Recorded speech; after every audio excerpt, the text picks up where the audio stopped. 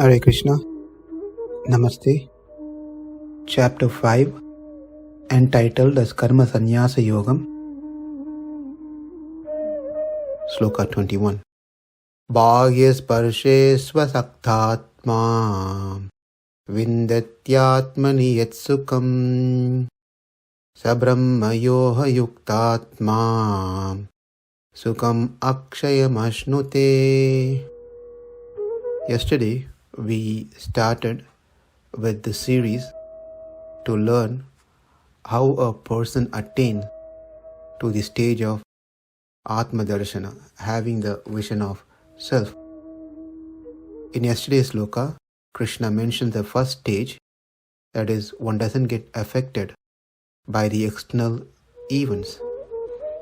One doesn't become joyful when he gets a pleasant things. One doesn't become grief by having unpleasant things. In today's sloka, which is the second stage, here a person who has controlled his external senses has been mentioned. The external senses are eyes, nose, ears, etc., by which one may get attracted to the respective objects, the forms, smells, sound, and so forth. Let's see the word by word meaning.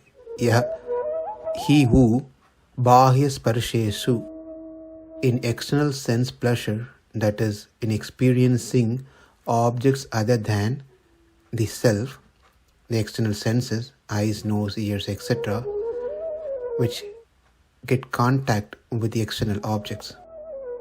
Asaktātmā, one whose mind is not attached to such things.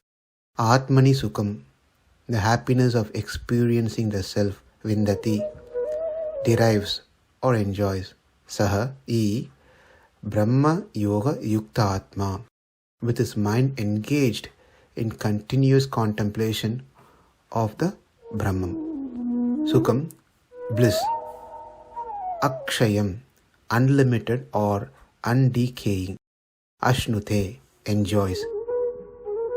Brahma-yoga-yuktātmā, that is, understanding the purity of the soul, one develops a strong desire to attain it. And with that strong desire, one starts putting effort to practice, always involved in focusing on Atma. Here, vindaty, aśnute, both has same meaning, but vindaty is in the first stage and aśnute is in the matured stage. So let's see the translation. Such a liberated person is not attracted to material sense pleasure, but is always in trance, enjoying the pleasure within. In this way, the self-realized person enjoys unlimited happiness, for he concentrates on the Supreme. By default, our external senses will always look for external objects for its pleasure and get easily attracted. And it is important, as much as possible, we keep those external objects in a distance or far from reach to these senses if we are serious about spiritual practices. One cannot keep those external objects close to the senses and try to control these senses. It is very difficult because we are not great yogis. If we know having this particular object is pulling my senses or I am becoming distracted, then we have to remove those objects from our vicinity.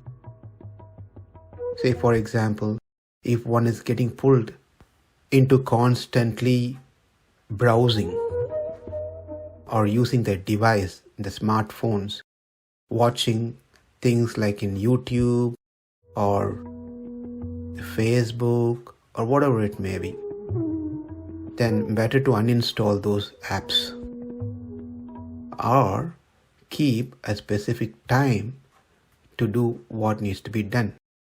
And even during that specific time that we want to spend, in these different gadgets, we have to be making sure that is beneficial for one's Atma.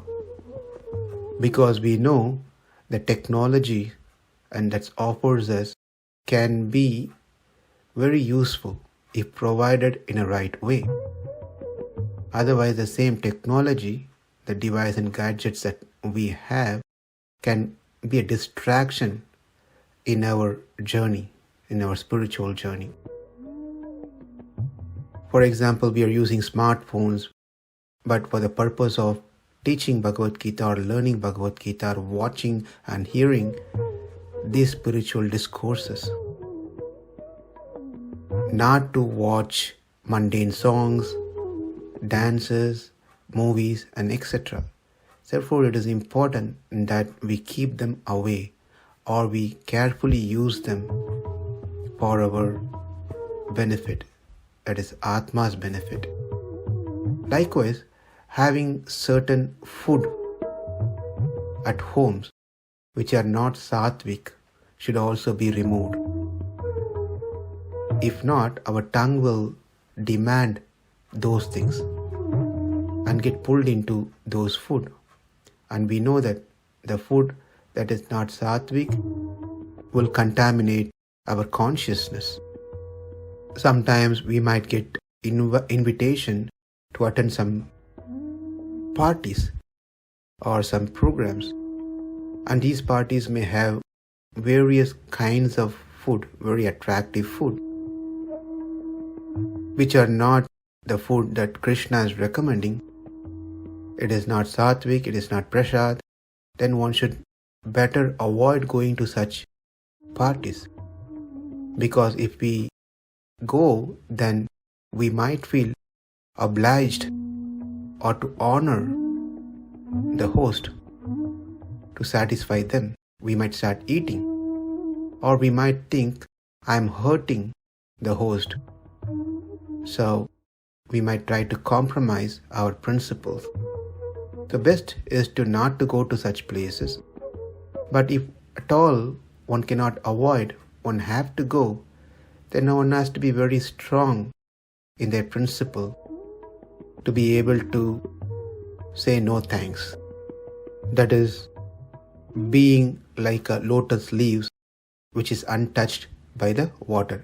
Padma patram ivambasa, that we saw before in the same chapter. By controlling the external senses, one's mind becomes back to focus in the Atma. Abhyasam means practices. Abhyasam means keep doing the same thing again and again and again and again. By repeating the same thing as a practice, doing it again and again, one becomes stronger. It is going to be difficult initially to control the senses, but it's a practice. When we keep doing this thing repeatedly, then that becomes our habit in a good terms.